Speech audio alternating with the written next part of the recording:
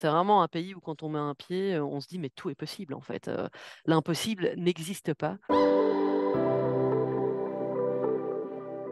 Stéphanie Renier, cofondatrice, de Gentis Recrutement. Aujourd'hui, ce sont différents bureaux, Anvers, Bruxelles, Paris, Casablanca et donc bientôt Dubaï. Donc l'avantage de Weekly, c'est que, Weekly peut se développer, à travers le monde. Donc là, on a des demandes, à travers le monde entier, donc forcément Weekly va suivre la route, du Moyen-Orient également, oui. Tout a commencé, avec notre pied, en Afrique, au Maroc. Les clients nous demandaient souvent, si on avait, une antenne au Moyen-Orient, plus particulièrement en Arabie Saoudite, où il y a beaucoup de projets actuellement, notamment en construction. On a découvert un potentiel, énorme.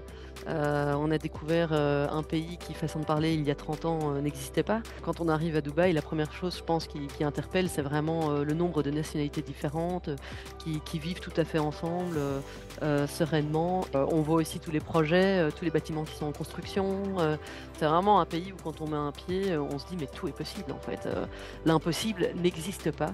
Leur ambition nourrit et inspire, beaucoup d'entrepreneurs. On voit encore aujourd'hui, sur le marché belge, beaucoup de réticence, à engager, des personnes venant de l'étranger. On voit que ça s'ouvre de plus en plus, mais on est très, très loin, de l'ouverture, totale, de Dubaï, quoi. Parce qu'aujourd'hui, on est beaucoup dans le jugement. Ce que je leur dis toujours, c'est: «Mettez un pied là-bas et puis après on en reparle». Beaucoup pensent que c'est le futur, moi je pense que c'est déjà le présent. L'Afrique représente un potentiel énorme en termes de ressources et on le voit en Côte d'Ivoire, au Sénégal, il y a vraiment aujourd'hui des pôles de développement, entre autres en IT, en construction, où les personnes sont tout à fait compétentes et il ne faut pas oublier aussi qu'il y en a beaucoup qui retournent dans leur pays, d'origine, et qu'on a de plus en plus de personnes, en Belgique qui veulent repartir maintenant, en Afrique, dans différents pays, parce qu'elles voient tout le potentiel justement.